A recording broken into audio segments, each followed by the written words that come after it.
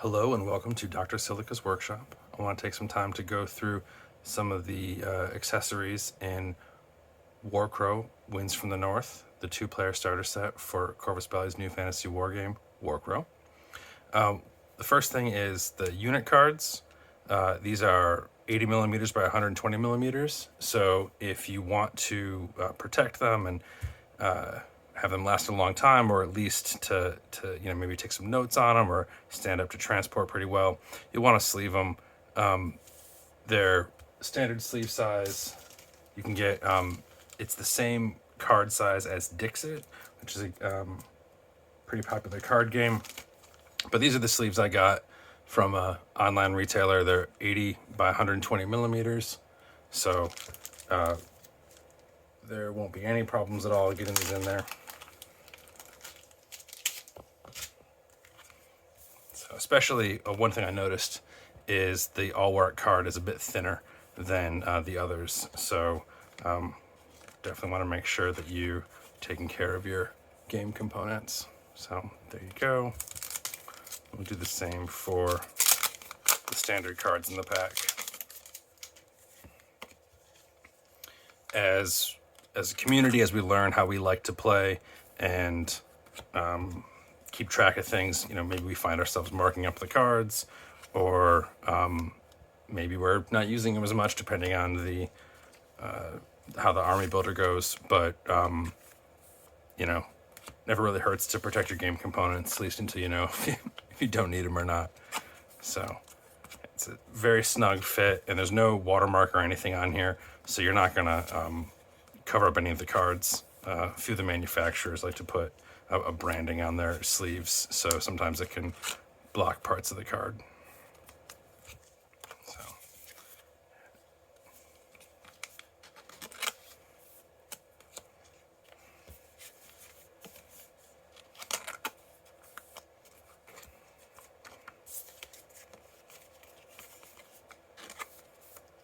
all right, just one shy.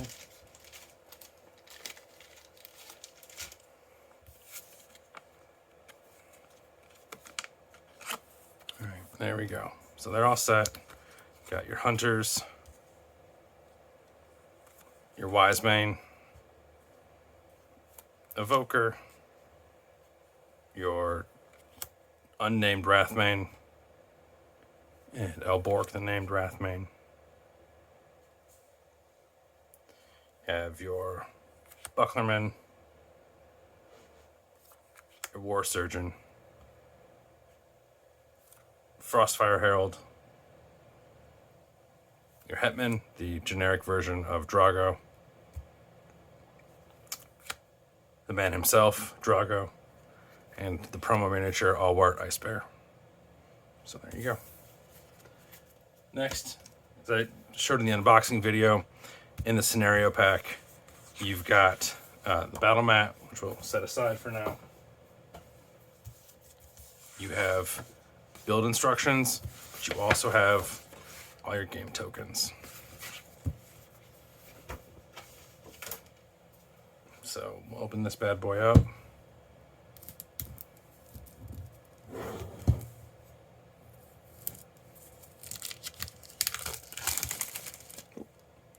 Soft pieces of plastic fell out. Definitely want to keep those. Those will be key for the turn dial here.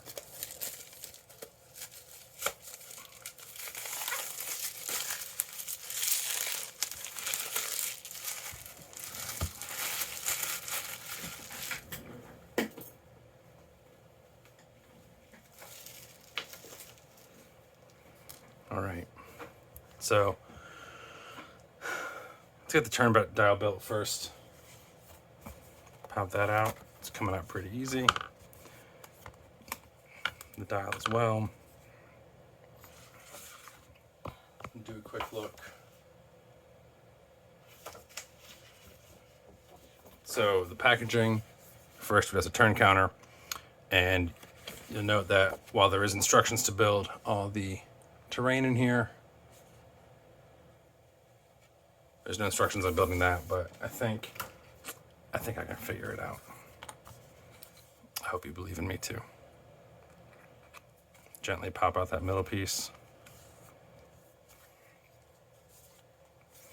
It's also the same on both sides. So put that through the middle there. There we go. The dial's the same on both sides. Put that in there.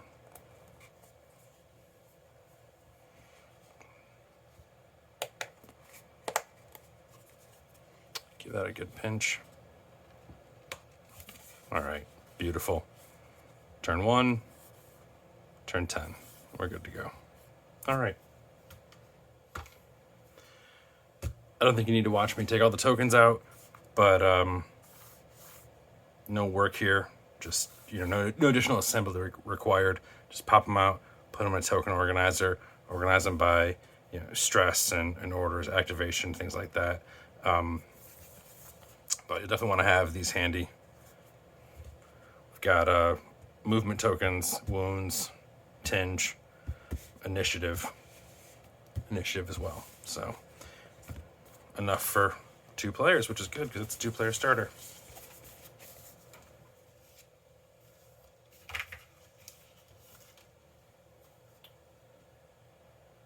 As far as terrain goes, we'll start with the farmhouse. So they want me to start with FH1, which is going to be right up here. We'll pop that out.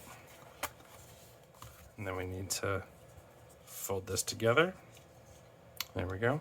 Set that aside. Next, I need FH4, 2, 3, and 4. So here's 2.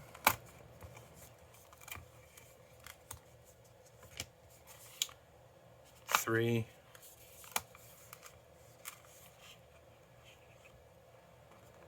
All right. And 4 is not on this page, so we'll set that aside.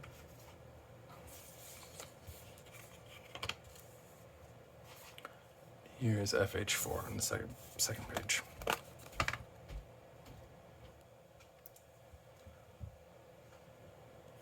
I'm not sure if that was supposed to come apart, but we'll find out in a minute. All right, so this piece will, yeah, that was pretty intentional. I feel better about that already.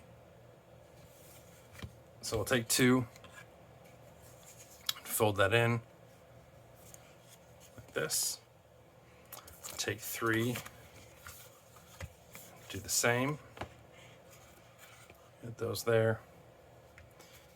And the 2 sides of the farmhouse, they've got some filler that needs to come out. Set that aside, another one right in there. Just really gently poke it out. Take your time with it. We get all our pieces ready at once. If you have any doubt when these come apart on 4, if you have any doubt as to which piece goes where, obviously the chimney is going to tell you which side is which. So they're not identical. There you go. So with 2 this way, they want the chimney on this side. And looking at it, you're going to want to turn it over so it bends and fits in. So this will set 3 aside for a moment.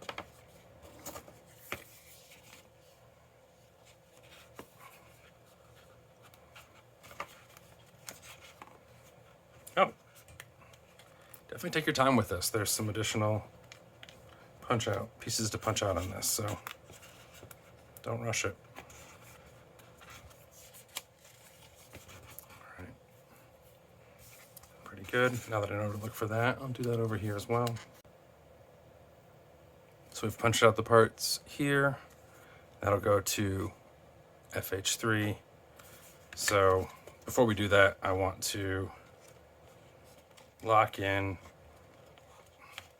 that part of the farmhouse. There we go. Goes in nicely. The roof fits in nicely. Just take your time, be gentle with it.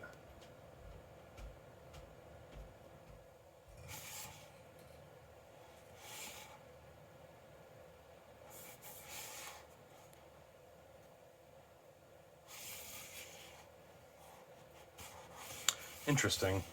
So the instructions are telling us that the chimney should go towards the back, but I thought that the roof piece fit better, or bent better this way, and then if I do this, it doesn't seem to bend as much. So taking a look at it, doesn't really seem to make a difference.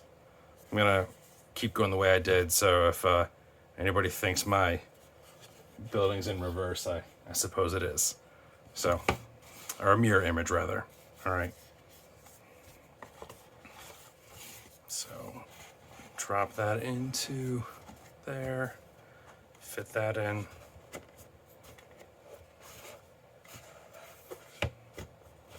All right, so the building goes together, and then we've got our chimney from the first step, and that should, we want this to face the eave, so the peak of the roof. So let's just try to see. There we go. Goes together pretty quick, very nicely. It's a sharp-looking farmhouse. Might be mirrored, might not be, but either way, I think it looks pretty ding-dang good. So, in a minute, we'll move on to the next piece of terrain.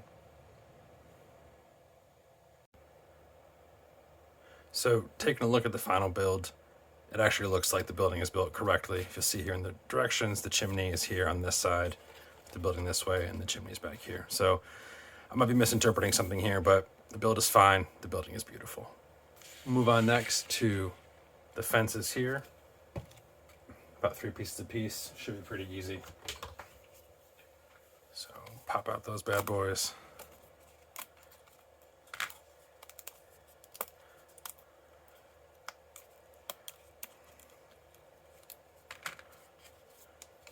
I can use the back of my knife blade to help pop these out. Maybe not. But definitely I'll use that if it gets getting caught. You don't want to tear the paper on these. So if you find it not being fully separated from the print, you can go ahead and cut it carefully. But this actually goes together, or comes apart pretty easily.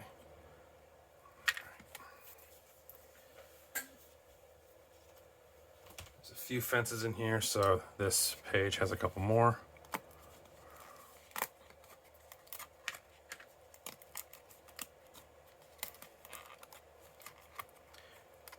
If you have a Q-tip or something soft, you could certainly use that to help punch these out, particularly when it comes to the fences and the parts in between. I'll show that in just a second. So these pieces in here, you want to be careful popping these out. 1, 2, 3, 6 of them in each. I think I'm going to start just using the back of an old brush and see where that gets me. Oh yeah. Just gentle. Don't rush it.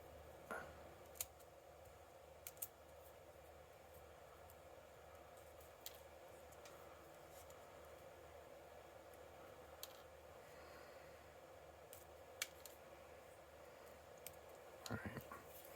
So rather than going through all 6 of these, or 4 of them rather, I'll just build this bad boy, slide that in there.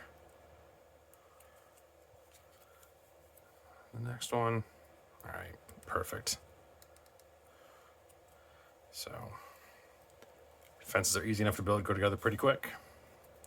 I'll go ahead and build the rest of these off camera. Got all 4 fences built, very easy. I think it took longer to punch them than it did to actually put them together.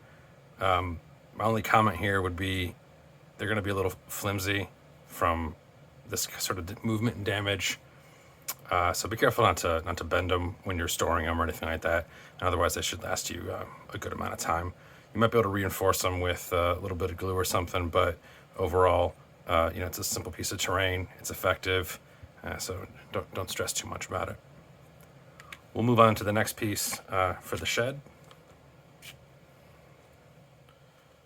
So we're gonna need pieces shed 1, 2, and 3. Here's 3.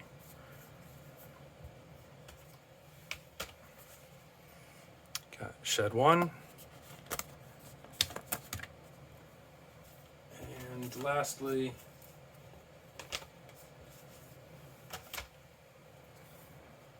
shed 2.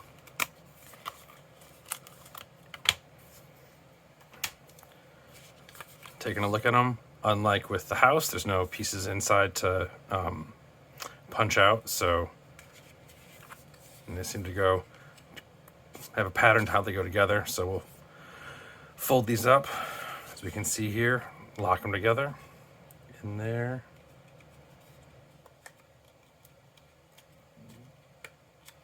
Down there.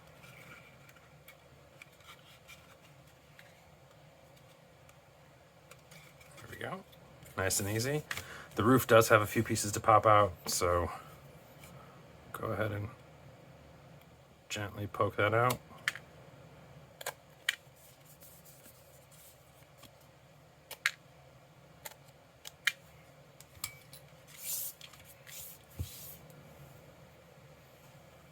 All right, so this part of the roof is the high side. Easy enough, just slot that right in there. The shed's done, looking great. All right. The last part of the build is the walls. So one thing I like to do is just take a look at my empty card sheets, make sure there's nothing in there. There's not, so I'll set that aside to be thrown out or recycled. As I go through to get the wall pieces, I do know there's a couple sort of generic terrain. You got a forest here and some barricades here, so I'll pop those out while I'm at it. We can just set those aside. Here is wall 1 and wall 2. So you can see in the instructions down here, you've got wall 1 and wall 2 are designed just like this. This should be the same. And popping out wall 2. Comes out looking like a mirror image, but just turn it around and you're good to go. In fact, they're slightly different, but the build's exactly the same. So empty there. So set that aside.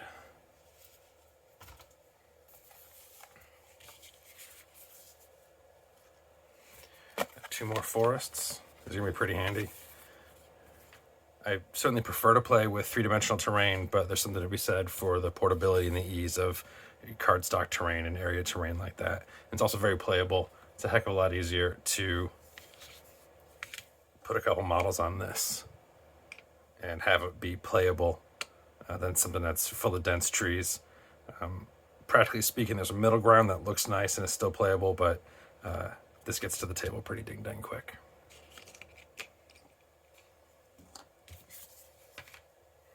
All right, so we've got wall 3 and wall 4. Sorry, wall 3 and wall 4, wall 5 and wall 6.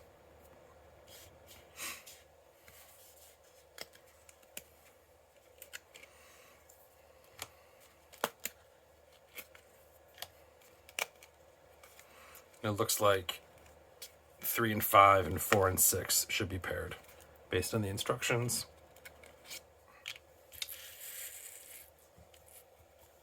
Down in this area. Again, the sheet's empty. I'll set that aside. And then the last sheet has the caps for the walls. They're numbered. Really, they're all the same, so I wouldn't stress too much about it. And the sheet's empty. I can't tell you how many times I've had a sheet like that and almost thrown out a key game component, so it certainly pays off to take the extra 3 or 4 seconds to make sure it's actually empty.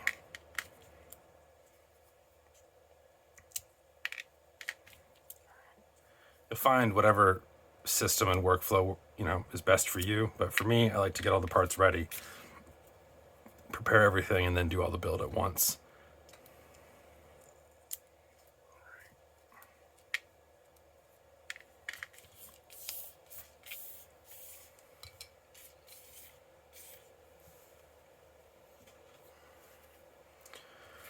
So have the wall, we'll slot in supports there and here. Take your time. Don't force anything. And then take these pieces and they'll help add a little bit of texture to how the wall looks and also lock in those support pieces. Now, these are the same thickness as the fences, but with no holes cut out in the middle, being a little bit taller, I think they're going to be a lot more durable than the fences are.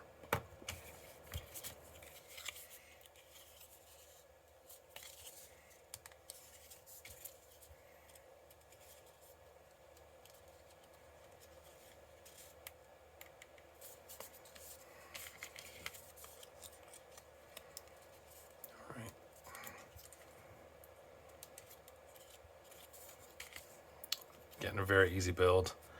You could probably take these apart and pack them flat for transport, but after a few assemblies and disassemblies, I think they would not fit as tightly. So just something to consider. You might be able to do that once or twice, but that's probably not a great long-term solution. So walls are done. The scenery pack is built. We've got 2 stone walls, 4 wood fences. We've got the shed and the farmhouse here.